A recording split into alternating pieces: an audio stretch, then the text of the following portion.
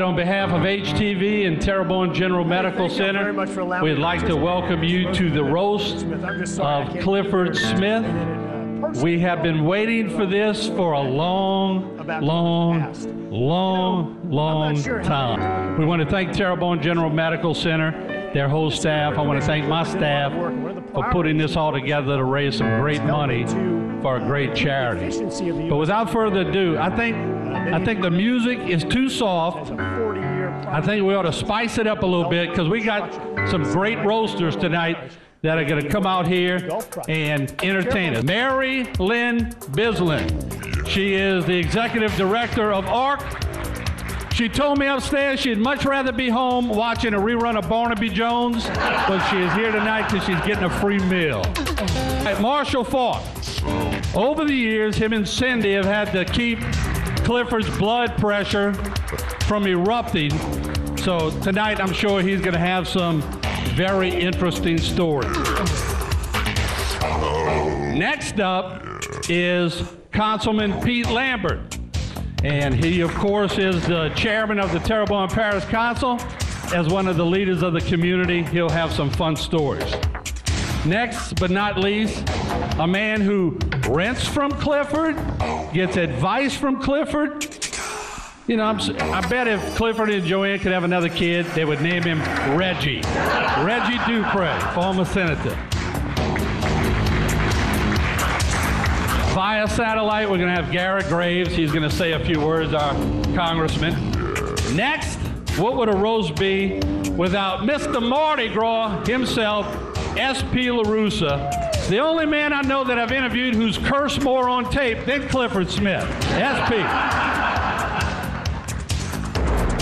And next, we needed a man who could keep everybody in line tonight. Someone who could take charge of a group and keep them from going over the edge. But Eugene Falls and Mr. Ray Marcella didn't want to participate in the speech, so we settled for Hunt Downer, General Hunt Downer. Check out that suit Hunt wearing tonight. We have Senator Chabert in the house. Of course, his dad was big on bringing roads and bridges to the area. His brother was also a senator. Norby's got a GQ picture on Barrow Street, so he's the new breed of senators here in Terrebonne Parish. Our next roaster after that is going to be a gentleman who was the first parish president when I started HTV in 1985. He's always been a gentleman. I'm sure he will be tonight, but he probably knows a few things about Clifford, so we're going to ask him just to not be himself a little bit tonight. There we go. Former parish president, Mr. Bubby Lyons.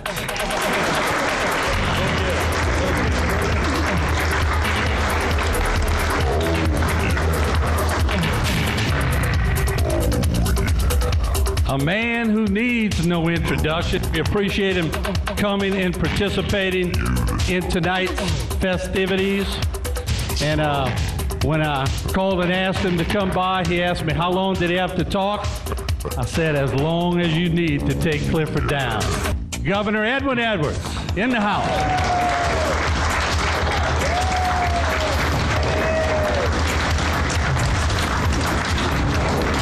Without further ado, the man of the hour. And he called Paul Labatt today about 4 o'clock and told him that he broke his hip and that he wouldn't be able to make it. And I think Paul was in a panic. But of course, I think, for once, I think we made Clifford a little bit nervous. Miss Joanne, was he a little nervous today? You were nervous. All right, ladies and gentlemen, and we appreciate him doing this for us because for the next couple hours, he's going to be the brunt of many, many jokes. Mr. Clifford Smith.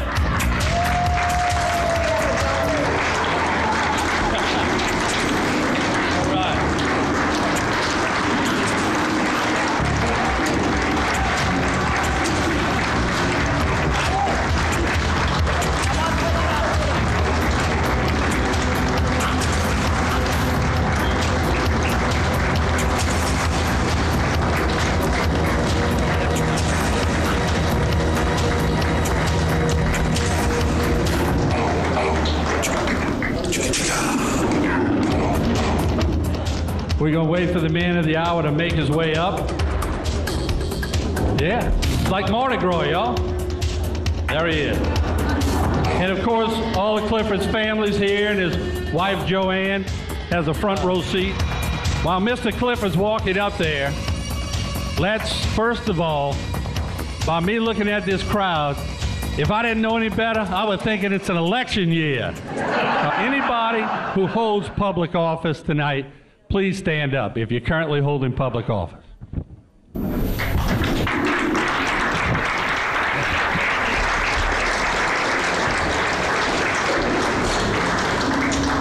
If you are running for public office, let's get it out the way. Come on. Kumbaya tonight. Get it out of the way. Stand up. If you're running for office or another office. All right? All veterans. I would like for all veterans, because I see my dad, Mr. Ray Marcella, General Downer, all veterans, stand up, please. Governor. That's impressive. That's impressive. Thank you very much for your service to our country. All right, without further ado, Clifford, the most important thing I'm going to tell you tonight, this is an exit, and that is an exit. Do you want to leave now? Reverend Craig Dalfarez up to lead us in an invocation at this time. Reverend? The Lord be with you. Let us pray. We ask your grace and blessing as we gather tonight, Lord, and we give thanks for our many blessings, for this meal, this time together, for good humor, and for this benefit in favor of the TGMC Foundation. Watch over us, we pray, and strengthen us as we seek to serve others and to do good things in our community. We pray especially for those who are suffering illness. May your grace find each of us and all of us who are in need of healing of body, mind, and soul. In Christ's name we pray. Amen. Thank you, Reverend. We appreciate that. We have a Pledge of Allegiance by Mike LaRussa. I pledge allegiance to the flag of the United States of America and to the republic for which it stands, one nation, under God, indivisible, with liberty and justice for all. All right, thank you, Mike. We appreciate that. This time, we'd like to call Phyllis Peoples up, the CEO of Terrebonne General Medical Center. We've had a great relationship with Terrebonne General Medical Center over the years, and when we first met to decide to do a Roast for Charity, it was tough. We had a lot of people to choose from. So Clifford, you are the first one in line of hopefully many roasts to raise money for a great cause. Phyllis? Thank you, Martin. On behalf of Terrebonne General, first of all, I'd like to extend my utmost gratitude to Clifford and his family for consenting to do this, if you did consent, for being voluntold. We really appreciate that, because everybody knows that TGMC is such a gem for our community, and without community support, there's no way that we could be the awesome facility we are today. And just to give you a little history, Martin had given me a call and Mike Fake a call and talked about this idea about a roast, and that he would get a community person on behalf of a charity or the foundation at TGMC to be able to support our organization and our community. And I know Mike Fake is going to talk about the foundation and all of the things that it does, but Terrebonne General would not be able to do all the things we do. All the money from the foundation does go back into the community. It does not go into the operations of the hospital. But with that, just so you could see the support that you have here on behalf of the hospital, we have multiple board members who are here tonight. If you don't mind taking a moment just to stand. I know we have Mr. Bobby Piku, we have Bubba Watkins, we have Dr. Rob Alexander, Mr. Mike Fake, Dr. Jeff Aycock. Along with our Chief of Staff, we have Dr. Feinberg too.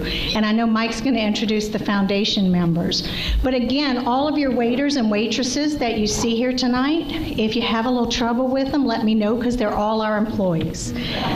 They are volunteering their time. So if you also have a medical issue, and you spill your wine, they might be able to help you too. But we would like to thank them, and Chef Jackie, who is with our organization, is doing all the food along with her team, who is amazing. So again, I just want to extend my utmost gratitude to Mr. Clifford, all of the roasters, and everybody who volunteered to take part in tonight's event. So thank you so much. Because I was talking to Miss Judy Haydell. Let's make sure we get a shot over here. And she told me she used to come over in this store when it was DuPont's, and she would go in the attic and hang out with the mannequins. Look, I'm not making this up. I know this is a roast, but I'm not making this up. And my reply to her was, that ain't saying much for Dick. Judy, please tell, that's a true story, right? You hung out with the mannequins? I came to borrow mannequins from Mr. Joe Perfumo. I'm so sorry, I got that all wrong. All right, Mike Fake. Hello, everybody. What a great-looking crowd tonight. My name is Mike Fake. I'm on the Board of Commissioners for Terrebonne General, but also wear another hat. I'm also chairman of the Foundation for Terrebonne General Medical Center. We started this foundation about 3.5 years ago. Mr. Paul Abbott came on with us and actually has started the backbone of this whole foundation. And we've done some amazing things in the last 3.5 years to not only help Terrebonne General, but obviously to help our community, and that's the main goal of our foundation, to raise funds through events like this, through the donations of everyone out there. And in the last 3.5 years, we've donated over $320,000 through Terrebonne General for equipment ranging from cardiology to diabetes programs to the blood bank, surgery departments, and it's just been a wonderful experience to see the outpouring of help that not only we've gotten from the community, but also to a number of great board members that stepped up 3.5 years ago and volunteered to be on this board. I'd like to recognize those that are here tonight. Of course, we have Gardy Dove, who's here. Gardy. We have Darren Guidry. Darren's here. Okay, and Mr. Ron Brooks. I know Ron's here. Thank you. And Mark Lee in the back is here. And I'm trying to see if I'm missing anybody else. There's Chuck. Raise your hand, Chuck. Yeah, Chuck Weaver's on the board also. This is actually a special event that Martin put together. And we have our rooftop roundup, which if any of you hadn't been to it, it's very unique. It's on the top of the rooftop, the parking garage at Terrebonne General. Back here, Cindy Spence was Clifford's assistant for 40 years. So I'm going to sit back here with her a while and compile a little information, if you don't mind, Clifford, that we may be able to use in the roast. And Paul, I'm not sure who made the seating arrangement before we break for dinner, but Miss Glenna Lee Buquet is sitting with my parents because I worked for the Buquets for 4.5 years, and I'm really scared that some of the stores will leak out. So Mom and Dad, I'm telling you right now, it never happened. It never happened. SP, I've never seen you with a game face on like this for a few years. That's unbelievable. Got to say before we get started that Dickie Haydell's still upset with me for comparing him to a mannequin. I said, you are at a roast, so anything goes tonight. So don't take anything personal through the night, Cliff. All right, as you well know, throughout the years, I've had a chance to interview many people over 30 years. I've interviewed the governor, I've interviewed all of our parish presidents, I've interviewed generals. You go down the line, parish councilmen, state reps, senators, but nobody has ever challenged me as much as when I interview Clifford Smith. We did a 3-hour airboat ride one day. I said, if I'm a report on levees, I got to know levees backwards and forward. Called Mr. Clifford up. Would you please take me on an extensive airboat ride? He did. Got one of his airboats, we got in it. I think about 6 hours we rode around looking at levees. We filmed for about 6 hours. I got about 3 minutes of usable tape. Let me show you what I'm talking about. We'll roll it in right now. And you can't make a broad statement, this is what's happening. And the salt water is gradually intruded in and killed the trees. You see how low that levee is? I mean, look. I mean, it don't take much water to it gets higher as you go this way, but see right in there, look how, I mean, the water's almost over the levee right now. Frankly, you know, water probably would have went over the road if you hadn't put that there last week. Barrels, all up there. See, the water went right over the levee. The redfish in the marsh now, you see, they put down so high. Now, anytime the water comes over the road, you out of luck. I was about to say that. You drown some, you drown mother. What the doing, Gregory? You get more fresh water, you got alligators. You also saw fish. Ecology of the area changes. It kills marsh. It subsides. The land dies. You walk in organic land. I'm 30 feet above sea level, and I'm 90 miles from the Gulf. I don't need to go to Meridian, Mississippi. I don't need to go to Baton Rouge.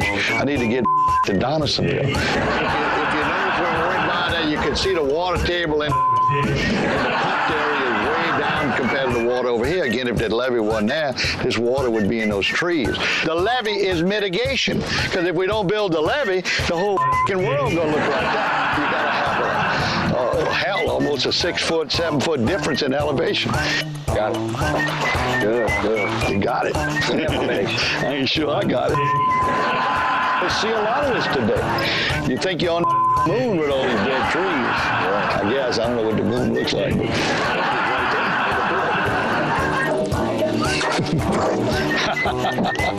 Put your hand, and that's unbelievable. Huh? Now, if you were a real coon ass, you know what you would do? The levee here, the water's over there killing everything. If you got a levee system, and you have 1 or 2 miles of levee, the rest ain't what you got to fix that. 6 hours of tape relegated to 3 minutes on the air. Now, Marilyn, you're up next. Come on over.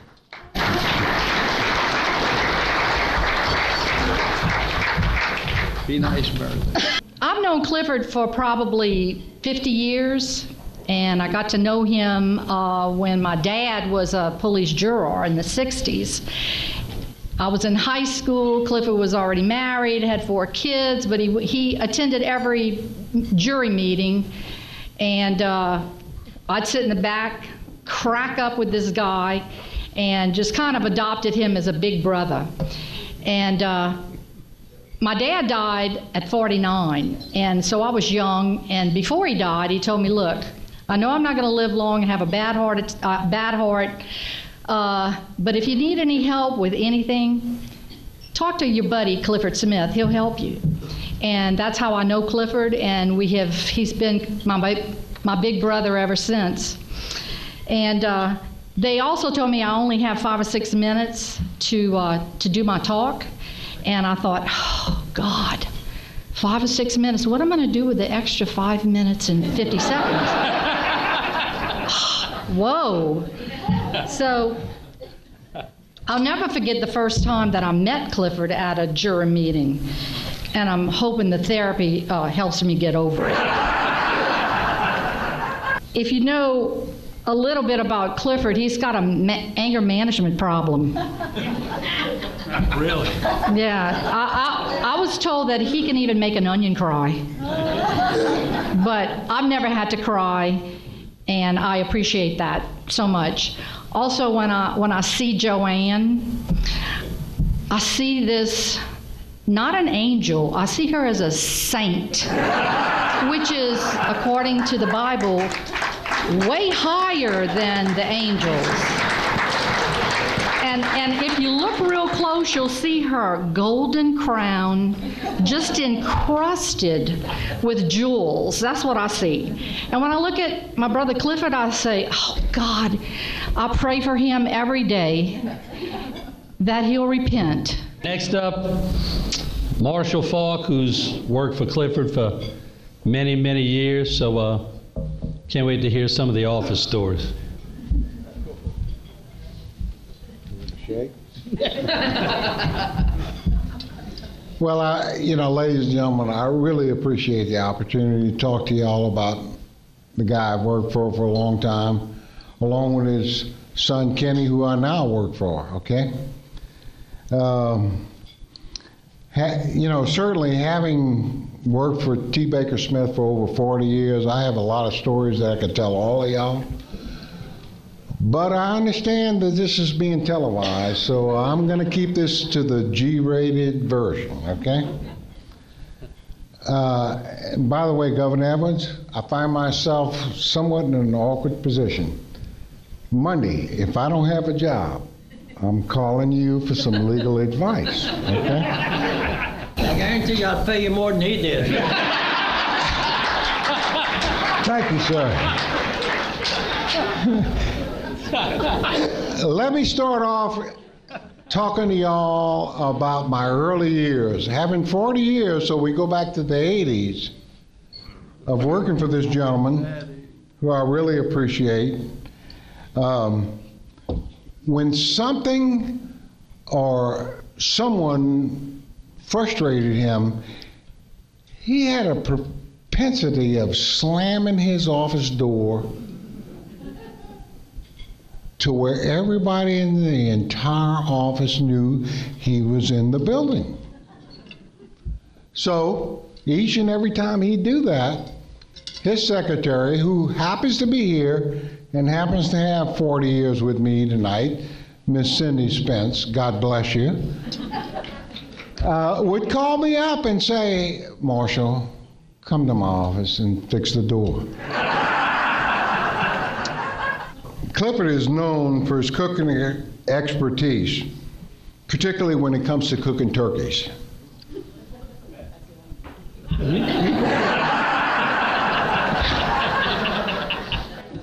Every year, during the Christmas holidays, Clifford assembles his cooking crew and travels to all of our office locations and cooks for our staff, okay?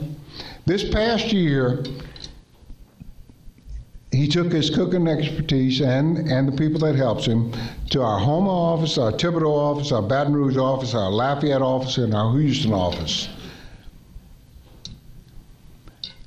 Clifford has a very unique way of cooking turkeys. Every turkey has to be cooked in an individual barbecue pit. You're not going to put two, you're not going to put three, you're going to put one barbecue pit with one turkey so that he can give that tender loving care that he does for them. So, again, back in the 1980s, Clifford was preparing his turkeys for our normal Christmas meal here in our Houma office. Once the meal was completed, now pay attention to this, guys and ladies, Clifford, in his conservative way, says, okay, look, I have to cook some more turkeys at my house tonight for my family.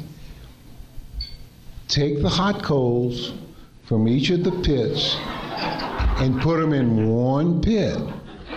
Boy, it's going to get better. Y'all just wait. Okay? Right?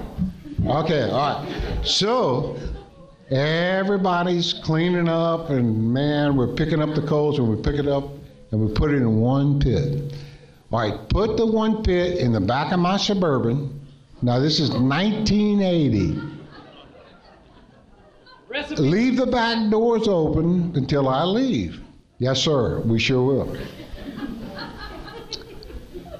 Doing exactly what he told us to do, Clifford proceeded to leave the office, went home, and somehow the idea of cooking turkeys at home that night changed. And Clifford totally forgot about the one pit in the back of his Suburban that had all the hot coals in it. So look, and I tried real hard this week to find what I wanted to show y'all tonight as a visual, but he woke up the next morning and he says, Oh, I forgot the pit in the back of the car. Now remember, this is 1980. So in 1980, you had a Suburban. In the rear of the Suburban, they had a rear ceiling-mounted air-conditioned unit. So when Clifford got up the next morning, he woke up and he ran outside and he goes, opens up the doors, and he is totally shocked at what he sees.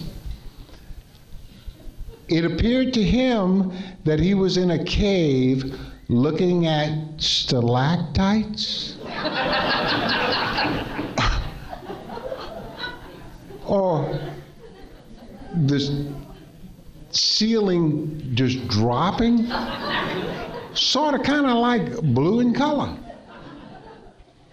Again, I think Martin is filming this, so I'm not going to really tell y'all all what he told me as he brought the vehicle to the office. But I will tell you that he did tell me that if one of his employees had done this, he'd have fired them on the spot.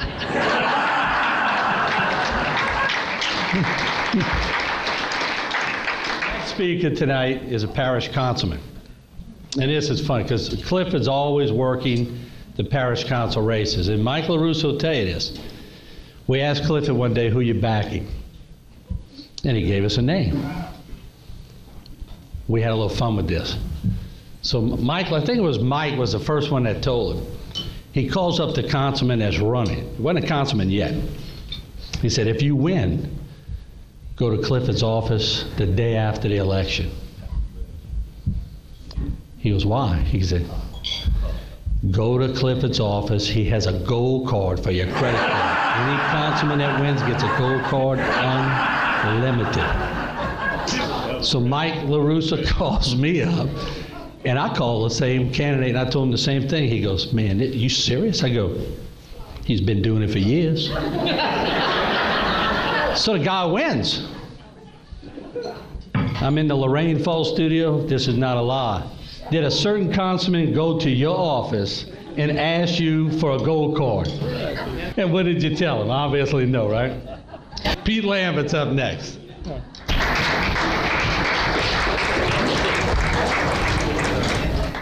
I don't know how it happened, but me and Mr. Clifford got to be very good friends about 30 years ago. And we're completely opposite of each other. But one thing we like to do, we like to tell jokes. And one time when we was in Houston, I told him a joke, and we had to resuscitate him after. We thought we was going to lose him. So I'm going to tell you all that joke right now, and if we got to resuscitate him again, we'll do it. This limousine driver picked up this professor at the airport. And he was bringing him for a speaking engagement at Duke University. And this guy was from England, so nobody really knew what he looked like. So the limousine driver starts talking to him and asks him what he does. And he says, well, I'm going to give a speech. It's for about an hour and a half. And the limousine driver said, you get paid for that? He said, paid? They paid me $25,000 for that. He said, $25,000? He said, I don't make that in a year. And the limousine driver kept pumping the professor and pumping him and pumping and pumping. And they had a rest stop coming up, and the professor got tired of this, and he says, pull over in that rest stop. He says, I'm going to show you how easy this is. He says, we're going to change clothes right now, and you're going to give the speech, and I'm going to be the limousine driver. So buddy changed clothes and all, and they got to Duke University. Man, they had a packed house. And this guy got up there, and for the first couple of seconds, he kind of stumbled and all. Then he was really boy, he had a gift of gab. And boy, he started talking, and he had that audience on the edge of their seats, man. And boy, before you know it, the time passed, and the hour and a half went by, and no time at all. Boy, and he got a standing ovation after. And then the president of the university walks up, and he congratulates him for a good job and all. And he said, well, look, we still got a couple minutes left on the program. And he says, I'm trying to get my money's worth, you know, so we're going to take a couple questions from the audience. So, boy, he says, oh, Lord, boy, now I'm caught. So this guy stands up in about the fifth row. And boy, if he don't look like Einstein Jr., there ain't nobody. Like, boy, he had the works, the pencil in the ear, the calculators, everything. And he says, Mr. Professor, he says, the one question I want to ask you is, and it pertains to engineering. He says, if we drill a well 10,000 feet deep, we use 7 5/8 casing, 4-inch drill pipe. He said the exact depth of 10,000 feet. He says, what would be the buoyancy factor, and what would be the mud weight that we would need? Boy, he kind of hesitated a little bit. Then he starts to shake his head. And he says, boy, Mr. Student, he says, I didn't get your name.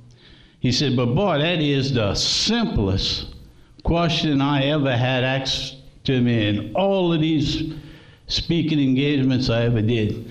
I said, that question is so simple. He says, I don't even answer it.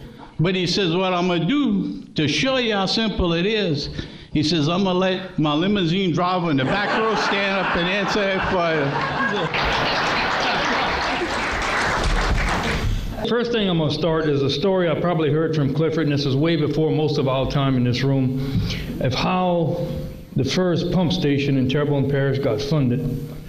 Terrebonne Parish, for over 100 years, was a part of the Chafalaya levy district. We'd pay taxes and get very, very little or nothing in return. So in the early 1960s, Clifford was a young engineer. His father had just passed away, took over T. Baker Smith Company. And Mr. Royal Pellegrin was a legend down in the Montague area. A lot of people called him a very localized version of Huey Long or Governor Edwards. I mean, he really did everything he could for the people he represented. So he was going to try to squeeze the Chafalaya to try to get some money. So there was no pump stations in Terrebonne Parish. So Clifford, young engineer, drives Mr. Pellegrin to Port Allen to a Chafalaya levy district meeting. It wasn't on the agenda. So Mr. Pellegrin goes up to the microphone and says, it's going to cost $70,000 to build a pump station in Montague, Louisiana. I want you guys to pay half.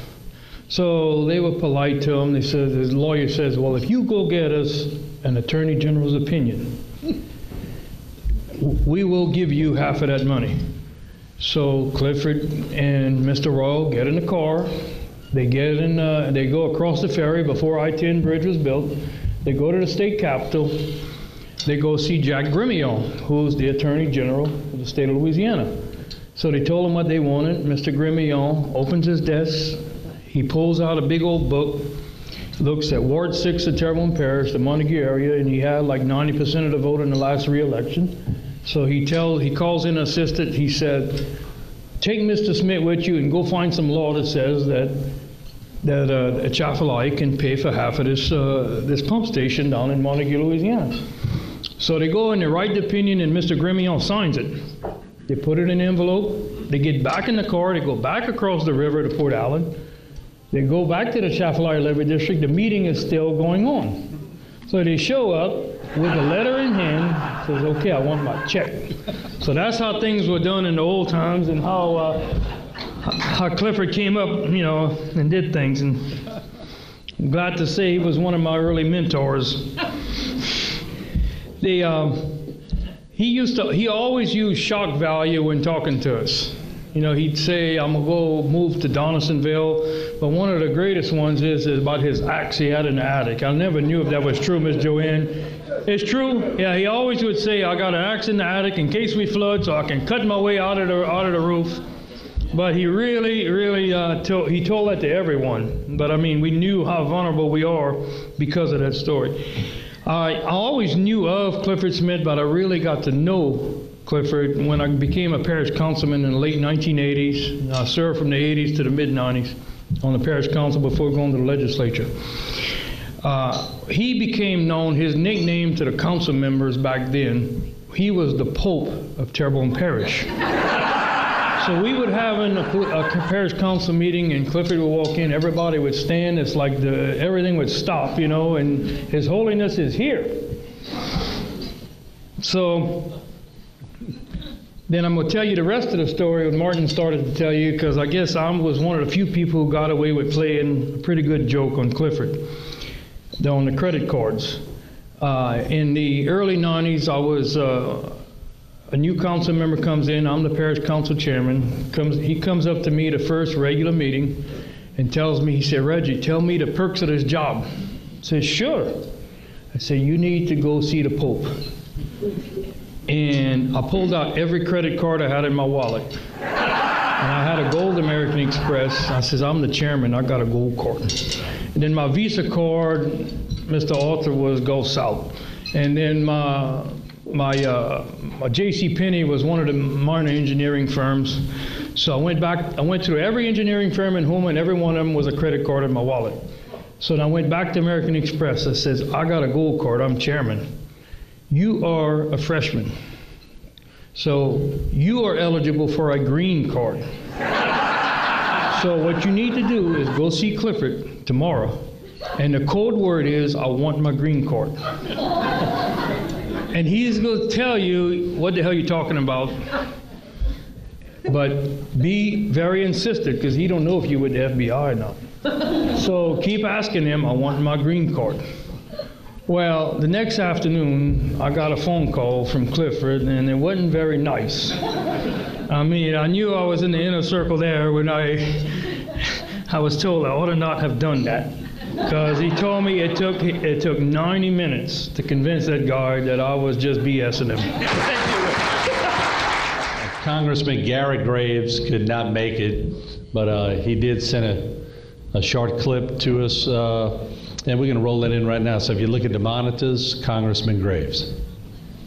Thank you all very much for allowing me to participate in this roasting event for Clifford Smith. I'm just sorry I can't be there to participate in it personally with all of you and hear all the other stories and accolades about Clifford's past. You know, I'm not sure how many of you know about Clifford Smith's history. Clifford actually goes both ways. He was appointed by both President Clinton and President Bush to the Mississippi River Commission. Not many people can say that.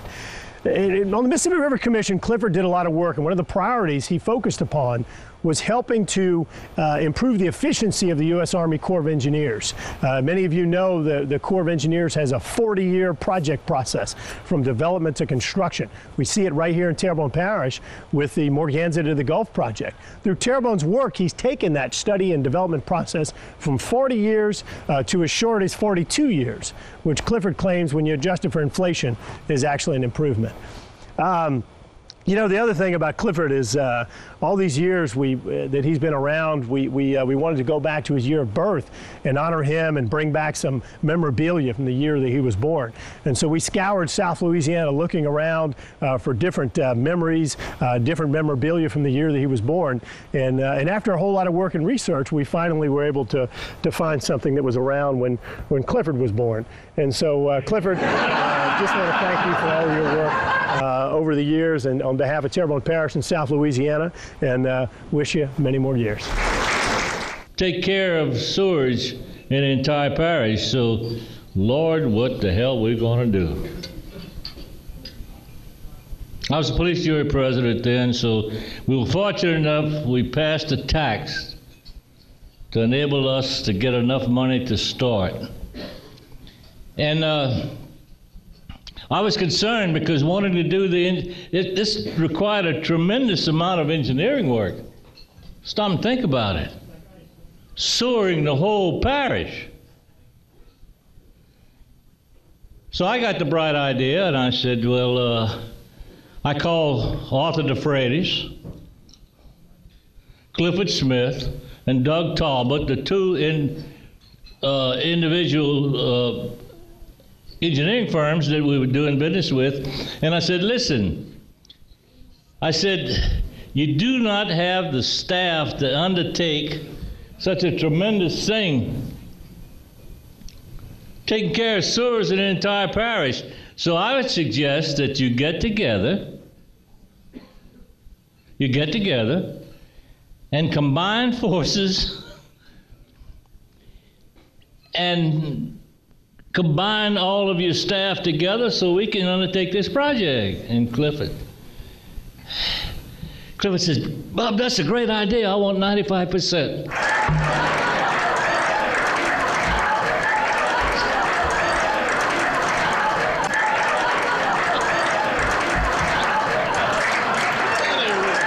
That's what you said. I want 95%. And I looked at Arthur DeFreitas, and Arthur said, I don't think that's going to work.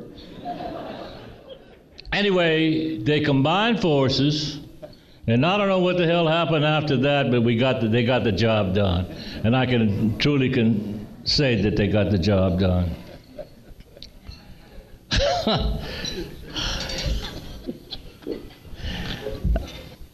My God, look at me, look at here.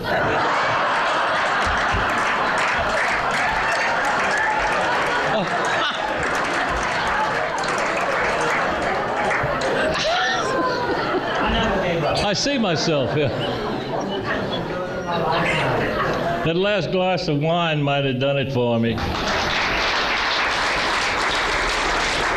All right, our next speaker probably will come up here with no notes, but he's probably one of the most colorful people that this parish has ever known. I refer to him as Mr. Mardi Gras. He's unbridled. There's no telling where he's going to go tonight, no telling where he's going to start, and there's no telling where he's going to end. S.P. LaRussa.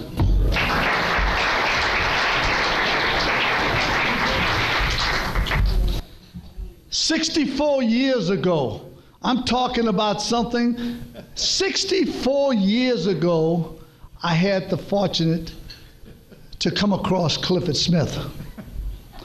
I was about 7 years old, and Clifford must have been about 16 or 17 years old.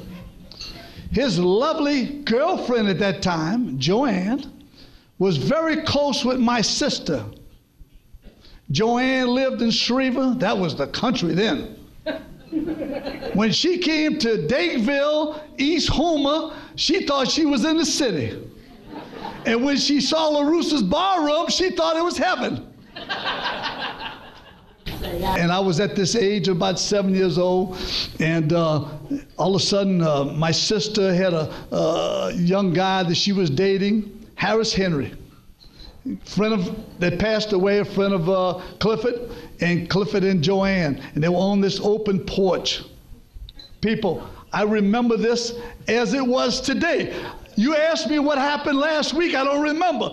But 64 years ago, I remember this. He changed my whole life. And the reason why he changed it, as a young man, 7 years old, I was looking at this porch through the glass window, and I saw him smooching with Joanne. He was kissing her. It got me all excited at 7 years old. This guy was so skinny, his ears were so long, I didn't know what the hell he was out there. I know he was Gazelle or whatever. Hey, what the hell he was. But he was tall. And every time he'd go to kiss her, I'd knock on the window. My God, my sister took a broom after me, beat the hell out of me. She ran me all through the house with a broom, beat the hell out of me. Joanne used to stay there, but this was an experience of a lifetime that you can see why I have never forgotten. Because from then on, I knew how to kiss a young lady. Clifford Smith taught me how to kiss a young lady. young guy, very dynamic person in life. Clifford was very instrumental in me getting a coaching job in Terrebonne Parish. As time goes on, as I talk around, people say you ought to be a politician. Who you have to see? You got to go see Clifford Smith. Everybody say, go see Clifford Smith.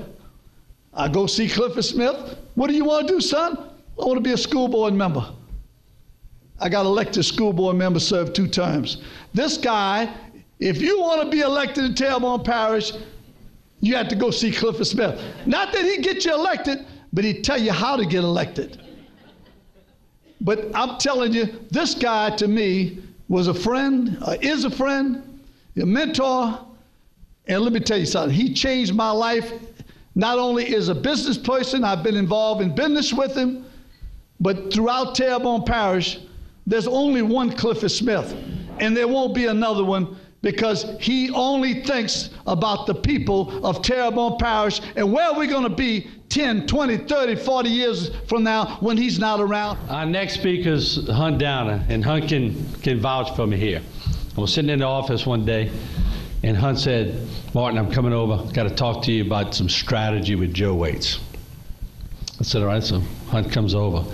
But Reverend Craig Dalfarez had already asked me to go over to St. Matthew's and check out their new dibs. They were having a little group gathering inside the church. So I said, Hunt, why don't you come take a walk with me? So we did, but they were already talking, so we didn't want to interrupt them, so we went in the sacristy. They call it the sacristy at the Episcopal church too, right? So in the Catholic church, you know, in the back where they can't see you. Clifford, of course, is big in the fundraising over there, and he's sitting there, Father Craig, Dr. Alexander, I think Miss Suzanne was there, Danny Lee read a few others. But Satan walked through the back door of St. Matthew's, and I look at Hunt, I go, oh my God, is that who I think it is? He says, it's got to be. Well, up in the front was Miss Joanne. She was sitting right next to Clifford. Clifford was the first one to exit the church. He saw Satan coming out, he bolted for the door. Shocked me next. Father Craig was second in line. He hit the door super quick. Well, by the time Satan got up to the front of the church, Miss Joanne was the only one left in the church. She sat there quietly. Hunt, remember that? And Satan walks up to Miss Joanne. He says, why didn't you leave? You're not scared of me? She's scared of you. Hell, I've been married to your brother for over 50 years.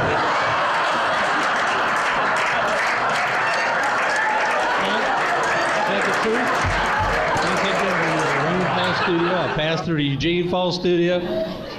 Anna, okay? Joanne, how many years y'all been married?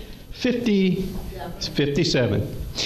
I overheard a conversation, and I guess that's what prompted this. In the conversation, someone not long ago asked Joanne, in your 57 years of married life to Clifford Smith, which was your happiest year? Her response was, the year before I got married.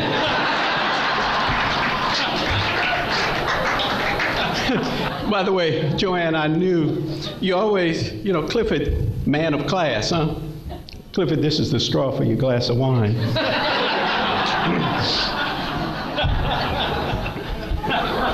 Thank you. You know, as I was sitting here, I really, Paul Abbott, where are you? Called and kept begging me to come. I was busy cleaning closets. I really came out tonight. I thought we were going to honor Governor Edwards. A little disappointed, found out it was Clifford Smith. I can't believe I rented this suit to come roast Clifford. You know, we've heard a lot about Clifford tonight. There'll be many, many folks who are going to talk about his accomplishments. Let me just talk about some observations. In all the years, no one has ever, that I'm aware of, questioned Clifford's intellect. In fact,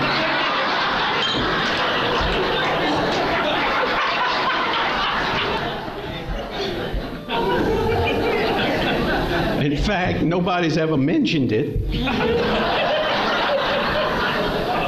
And if we ever put those turkeys and those dogs together, we're going to have one hell of a book. Governor, I think we may give him a little guidance there, which somewhat explains Clifford can talk about any subject for at least 2 hours, and even 4 hours if he actually knows something about it. If you've ever had any conversation with Clifford, you know he has all of the answers. Problem is, no one ever has a question for him. Clifford will engage you on any subject. He once engaged another individual, and they got into a little debate. One thing led to another, and finally the other individual says, I quit. I am not going to debate and get into a battle of wits with an individual who's unarmed. You know, I have to, and we all have to, as we're here tonight, admire Joanne.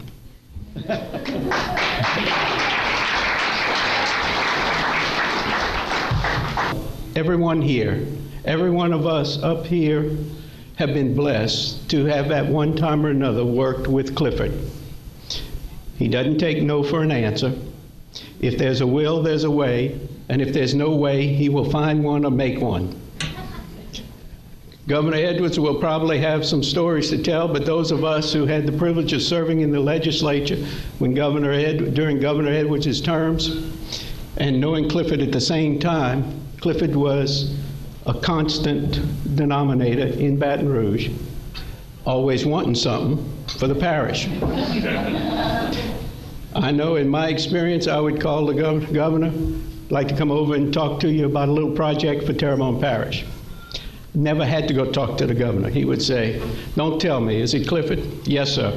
How much it's going to cost?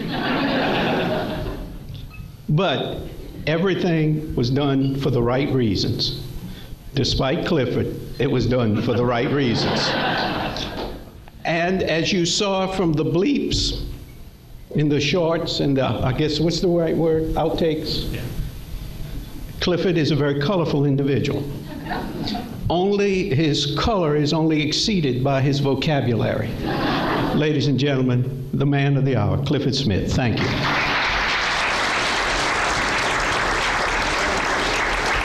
Our delegation, I got to give our delegation credit. Everybody in the delegation, please stand up today. Senator Chabert, State Representative Dove, where's Lenore? Right here. State Representative Lenore Whitney, where's State Representative Harrison? He had to leave. I know he's in a lot of pain. But in through all our parish council members also stand up. Okay? Because what I'm trying to show the ones that are running for this office, which we got a whole bunch of people in the audience tonight, is that this delegation brought in $2.6 billion to Terrebonne and Lafourche Parish in the last session. I think they deserve a hand.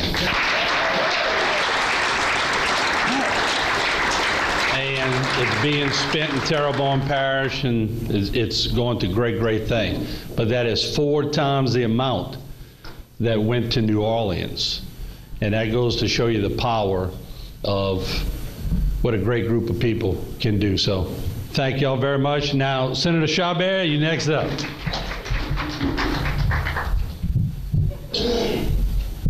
Thank you, Martin. That's not easy to follow up.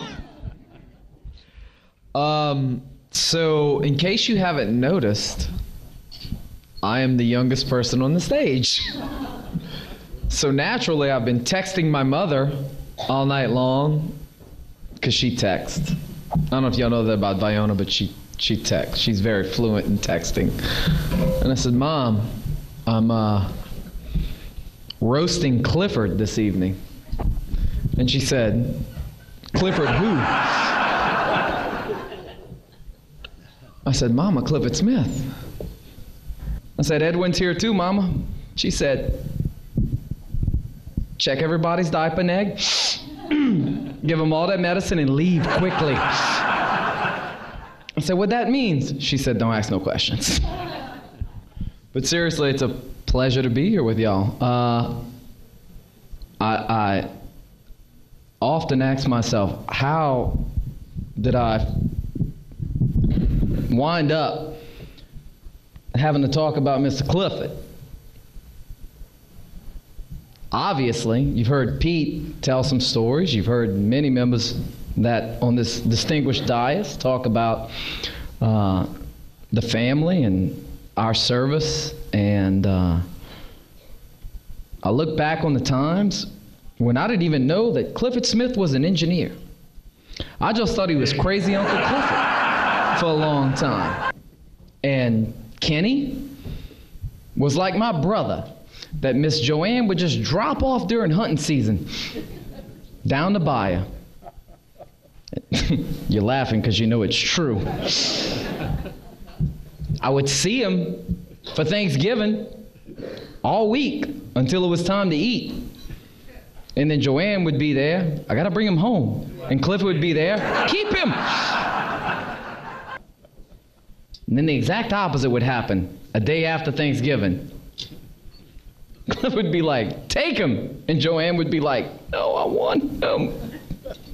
It's a wonderful thing. You know, when you have a family that gives so much to public service, you suffer a lot of slings and arrows.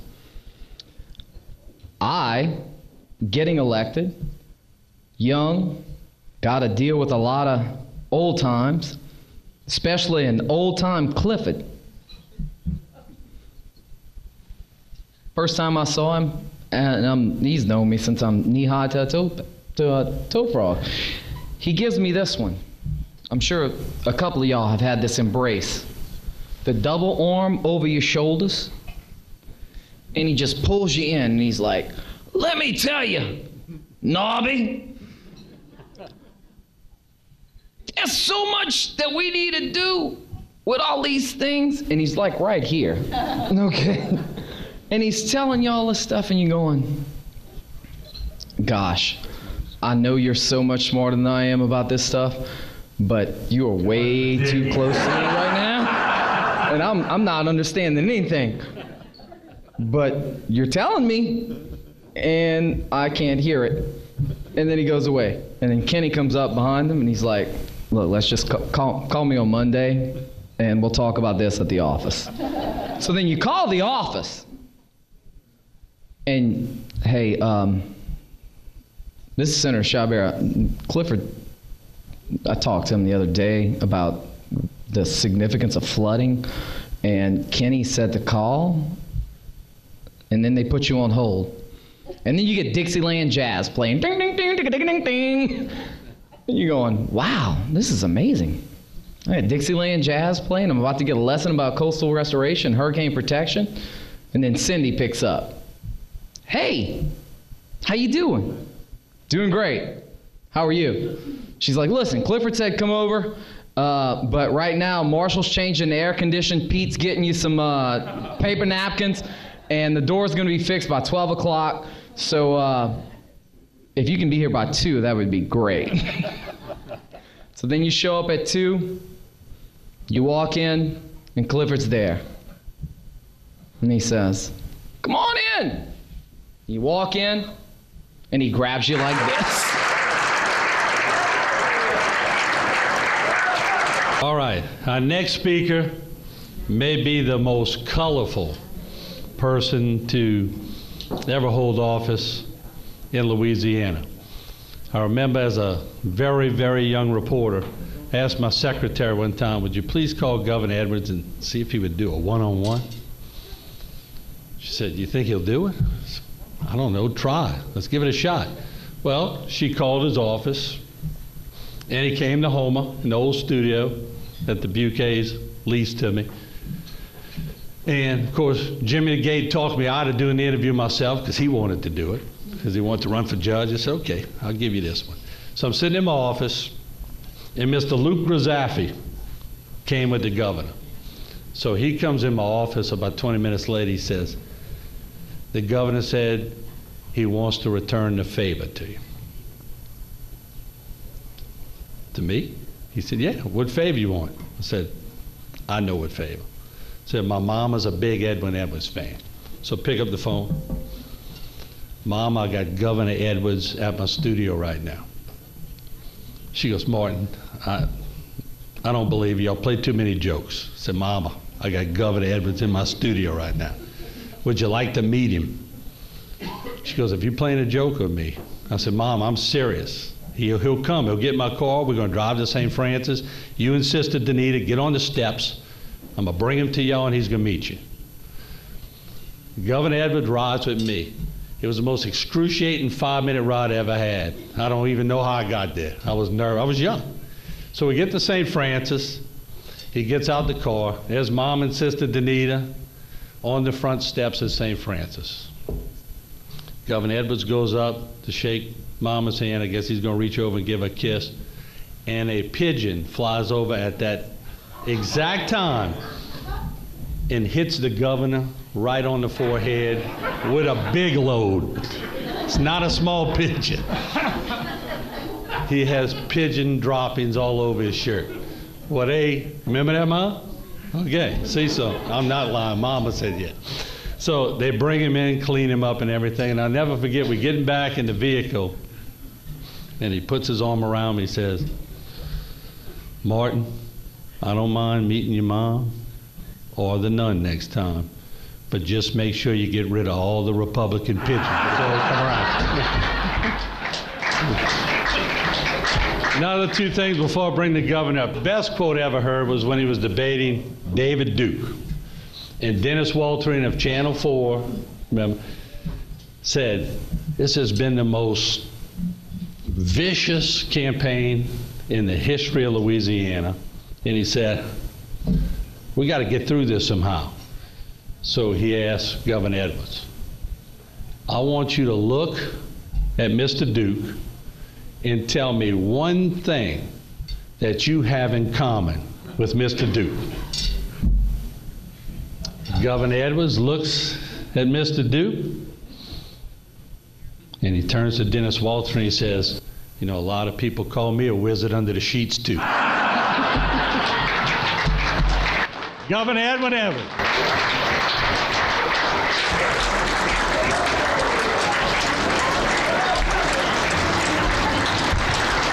Thank you.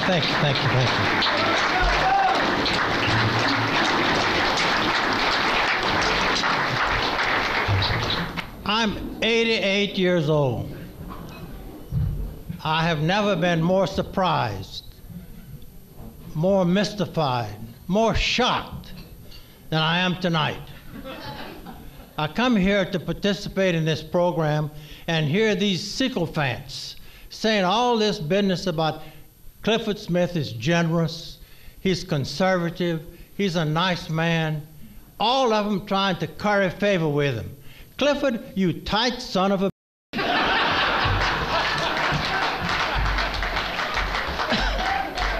You know, Joanne will tell you that as a young man, he was a very handsome fellow. He wasn't born that way. He was a very ugly baby. His mother used to borrow a baby to go to church. She would carry him upside down. For a long time, we thought he had only one eye.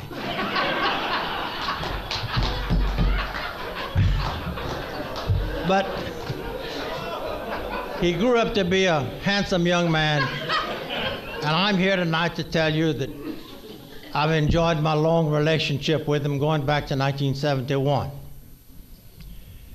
But he's not the kind of fellow who does things for you and then forgets about it. I made the mistake of telling him in the campaign that I would do whatever I could to help him get engineering jobs. And every time a job came up, either Hunt Downer or Leonard Chabert or Clifford Smith would call me for the job. And Clifford called me one day for a job. He said, Governor, there's a job coming up in Grand Isle. I said, yes, I've committed it to another engineer. He said, but that's in my area. I said, I understand, Cliff. since I've been governor, I have awarded 23 different engineering contracts. You got 21. He said, I know that. What about this one? I said, you can't have this one. I said, the only one you never tried to hustle me for is Ponchatoula, because you thought that was in Mississippi. But he may have had deficiencies when he was born because of his appearance, but he's a pretty sharp old fella. When he was 10 years old, the first time I saw him, I went to visit the school where he was, and when I got there, he and another boy were trying to climb the flagpole. And I said, what are you doing there, fella? He said, we have to measure this flagpole because the principal wants to know how tall it is. I said, well, you can't climb a flagpole. Unscrew it from the pedestal, lay it on the ground, and measure it. He said, oh, you can't fool me. He wants to know how tall it is, not how long it is. That's it. Nevertheless, one morning he was walking out of the house with his fishing pole, and Joanne said, where you going? He said, I'm going fishing. She said, well, look, the light on the back porch has not come on in 2 weeks. Why don't you stay here and fix that light? And he said, do I have electrician written on my forehead? She said, no. He said, well, I'm going fishing. Next day, where you going? I'm going fishing. Well, look, the sink is stopped up. Why don't you stay here and fix that sink? He said, do I have plumber written on my forehead? No. Well, I'm going fishing. Third day, where you going? I'm going fishing. Well, look, the front door is hanging on one hinge. Why don't you stay here and fix that? He said, do I have carpenter written on my forehead? No. Well, I'm going fishing. Came back, the door was fixed, the sink was unstopped, the light was working. And he said, Joanne, you did all of that while I was gone? She said, yeah, I had that done. He said, well, how did you do that? She said, well, you know your friend Jean from Shack Bay? He came here to see you. You were not here. He spent the day waiting for you, and while he was here, he fixed all that for me. Well, that is really nice. I really appreciate that. What did you have to pay him? She said, he told me I could either bake him a cake or go to bed with him. And he said, that's nice. What kind of cake did you bake him? Do I have Betty Crocker written on my forehead? Little Cajun fella living in Breaux Bridge. That's near Lafayette. Very poor. He was living with his widowed mother. And one day, she came in the yard where he was. His only toy was a pet chicken. And she said, little Pierre, I got some bad news. And he said, what is that, Mama? She said, well, we don't have no money in the house. We don't got nothing to eat. That's the way some of them Cajuns talk. We're going to starve. He said, oh, no, Mama. I'm going to do something for you. She said, what are you going to do? He said, well, I'm going to take my pet chicken, I'm going to clean it, and I'm going to take it to town, and I'm going to sell it. And I'm going to give you the money. Killed the chicken, wrapped it in a towel, walked towards Lafayette, stopped in the first subdivision. There was a car parked in the street in front of a shotgun house. Walked up to the door, knocked again, nothing happened. Knocked a little bit harder, and the door began to open up because it was closed but not latched. He stuck his left foot across the threshold to enter the living room, and he saw a lady in a dressing gown rushing across the room, following a fellow who was naked, carrying his clothes in his arms. And she said, I just got a phone call from my husband. He's on his way home. You get in that closet and don't make any noise, because if he finds out you're here, it's going to be bad. And she turned around, and there's little Pierre standing in the door with the chicken under his arm.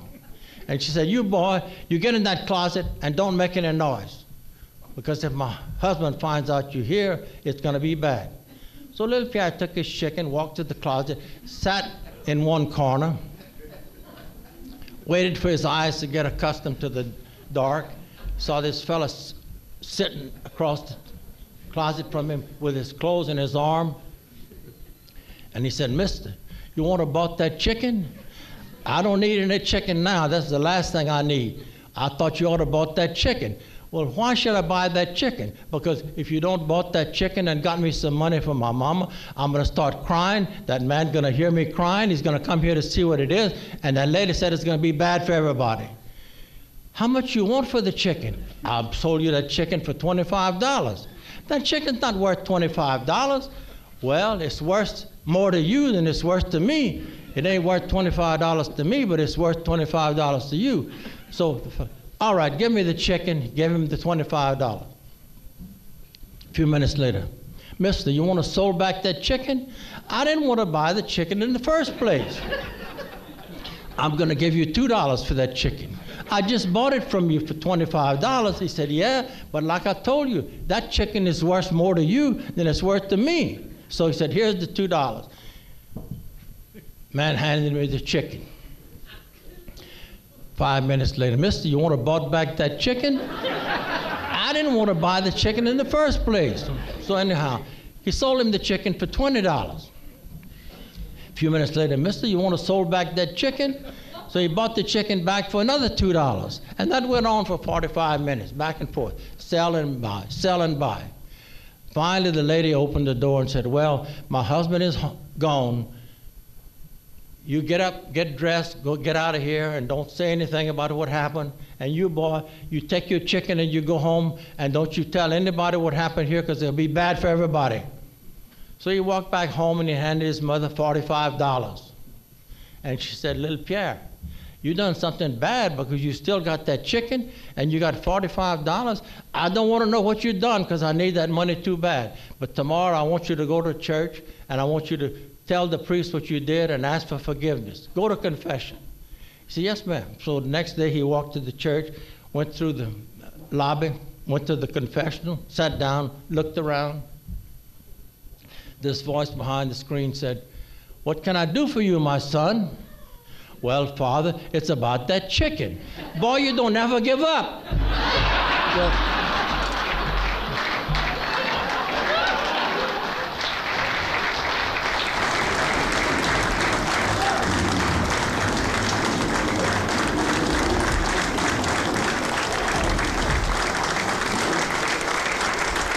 Jill's going to be the family member to represent the family, so we're going to give her the podium. And we also have, I think we're going to roll in some slides while she's talking, so keep an eye on the screen. I'm Angèle. I am the oldest and self-proclaimed favorite grandchild. And I am an attorney in Washington. But I've been told now is the time we transition to a more serious aspect of the program. So, William Clifford Smith, or as I call him, Puck Cliff, was born on April 21st, 1935, to T. Baker Smith and Odelia Wright Smith. He graduated from public schools in Terrebonne Parish and then went to LSU, where he earned a Bachelor of Science in Civil Engineering in 1958. Following in his father's footsteps, Putcliffe immediately joined his father's engineering firm, which then changed its name to T. Baker Smith & Son to announce Putcliffe's formal entrance into the profession.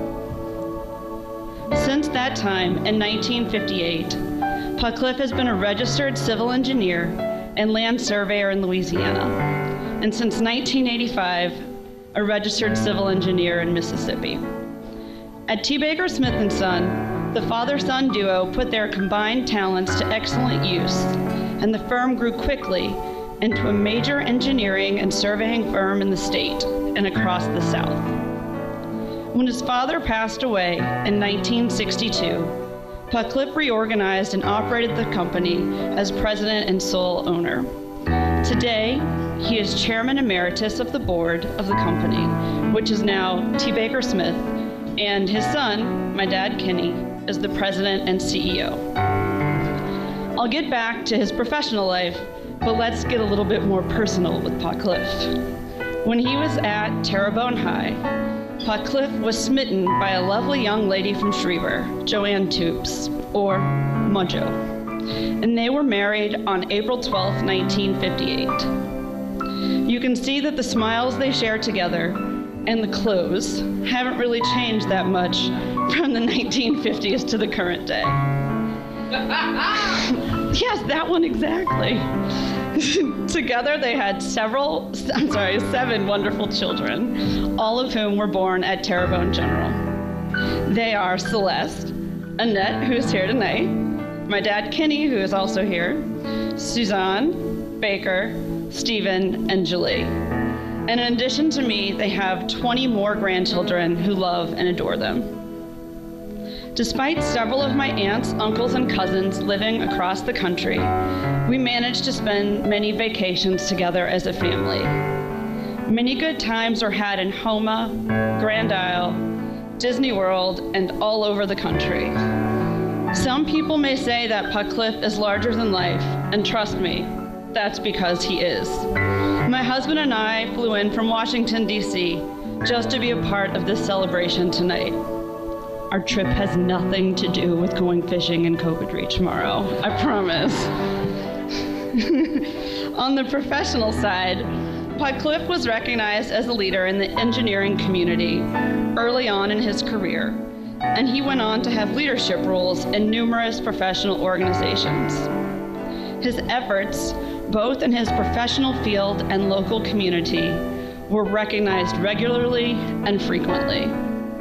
Among his many awards, Cliff was the LSU Civil Engineering Outstanding Graduate in his class.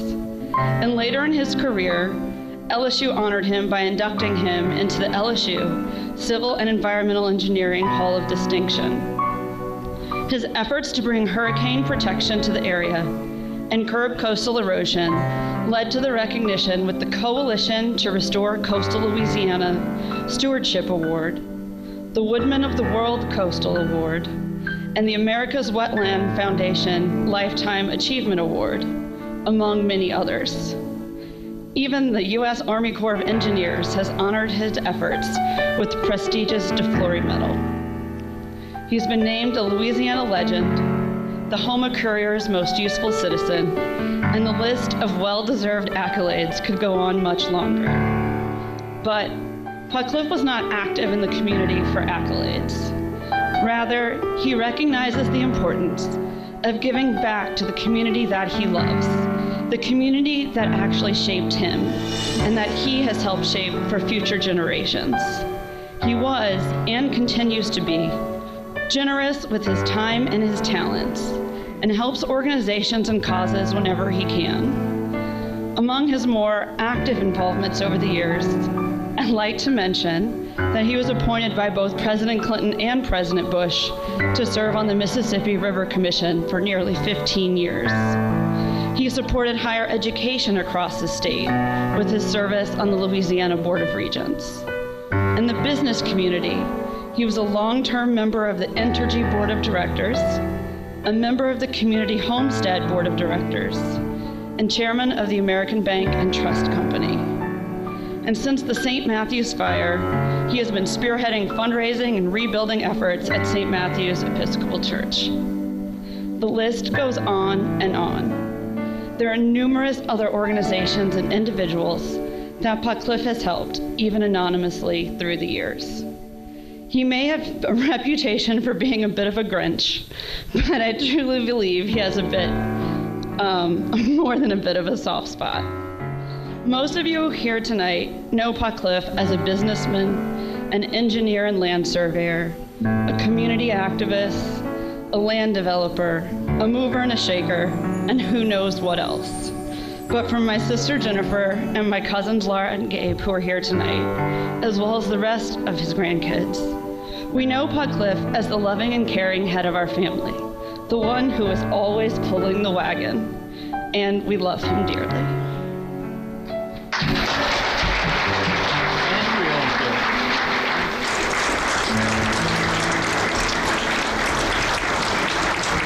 As in every roast, before I let Clifford have the mic, I want to once again thank Phyllis and Diane and the entire crew at Terrebonne General Medical Center, Chef Jackie. I want to thank also Paul Labatt for his hard work working with HTV and helping organize. Y'all don't know how lucky y'all are. This was a tough ticket to get. I think, I'm not sure how many wanted tickets at the end, but we couldn't provide them. So you've been fortunate to get a seat tonight. So, all right. Cliff has got the last word, as in all roast. So. Well, first off, Martin, since this has been such a success, let's do it next week again, too. We just make money, you know, with your green carpet. Well, thank you all very much. Joanne was not ecstatic about doing this. I've never been to a roast before, I'll tell you the truth, and I've certainly never been anywhere where I was roasted. It was an honor, particularly with Governor Edwards here. Again, so dear. Since 1971, I can tell you a lot of stories, not the funny ones like he tells. I'll never forget, in '75, he was running for re-election. And he was down in Morgan City in Amelia. And somehow or other, a couple of us had to go pick him up in Amelia and bring him to Houma, and actually brought him to Gibson, to a mutual friend, and we driving down old US 90. Old US 90, it was 18 feet wide. It was built by Huey Long, only 2 9-foot lanes, and it wanders around Bayou Black, if y'all remember. And I'm telling him, I said, Governor, you see this road? It was built in 1935 by Huey Long.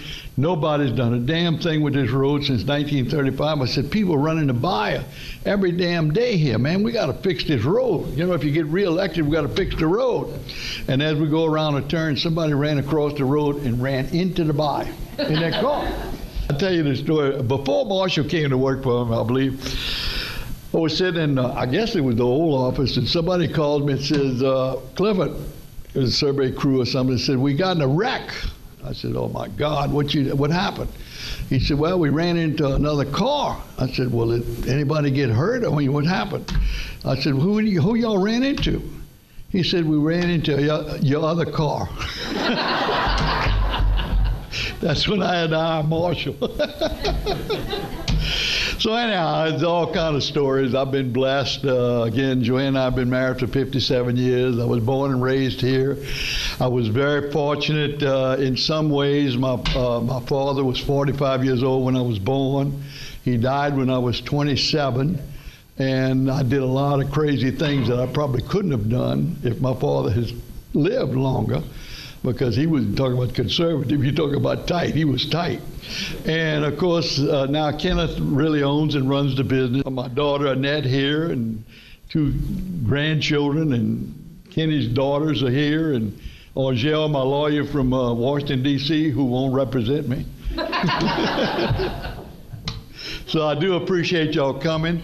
Terrebonne General, I got to say this about Terrebonne General. Terrebonne General is 60 years old.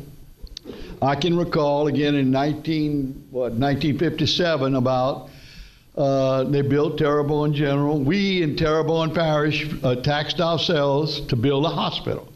Nobody would build a hospital in Terrebonne Parish. So the public of Terrebonne voted a bond issue and sold in good faith credit of the people of Terrebonne Parish, built the hospital. That's the original Terrebonne General, which is still there. And it has provided such a wonderful service to our community, because believe me, for the last 60 years, we would not have had a public hospital. Thanks to Governor Edwards and Senator Chabert, later the Chabert Memorial Hospital was built. But up until that time, the only hospital we had in Terrebonne was Terrebonne General. And when we grew up, Glenn Lee and I grew up in Terrebonne, if you got sick, you went to New Orleans. You didn't be treated in Terrebonne. Well, now, we over the years have continuously built this facility, frankly, with the revenue now from the facility to continue expanding it. I had the, pleasure of spending 2 nights in the hospital for the first time in my life about a month ago. And it was so, frankly, wonderful because of the physical facilities that we have. And all these little wonderful little nurses came in, and every time they'd come in, I'd say, who are you, where are you from, and all. And most of them were from Terrebonne or Lafourche Parish, and most of them had gone to Nichols. and gotten a nursing degree at Nichols, and now they were working at this facility that we in Terrebonne Parish built and provide services to our citizens. So to me, that's a great example of capitalism. That's a great example of democracy, that we have done that ourselves. Other people, you know, have had problems with hospitals around the country, around the state, but this hospital is sustained. Some of the doctors that we have that have come through Houma, or even have settled in Houma or born here, it's unbelievable the facilities we have. And it's a credit. It truly is a credit to the people of Terrebonne Parish, and it's frankly a credit, of course, to the people that operate and run that facility. I don't know if you all know it, but of course the hospital and the property and the buildings are owned by the parish. It's actually a hospital district now, but it was the Terrebonne Parish, frankly, police jury that originally built that hospital 60 years ago and used our resources to do it. It has provided medical service for our community for over 60 years, and it also has provided a great opportunity for a lot of people to work there. I don't know, but they certainly have over 1,000 employees, and most of them are from our area. Most of them have been educated primarily from our area at Nichols State University. It's kind of ironical that it's here tonight, and Martin has done a wonderful job just to have the building. It's a miracle it's still here. Again, my grandparents actually lived upstairs in the store until the store began to prosper and what have you. The DuPonts were really unique people. My grandmother, and of course my grandfather was in the cypress business, so that's how come I know about the ceilings and whatever. Thank you all for coming.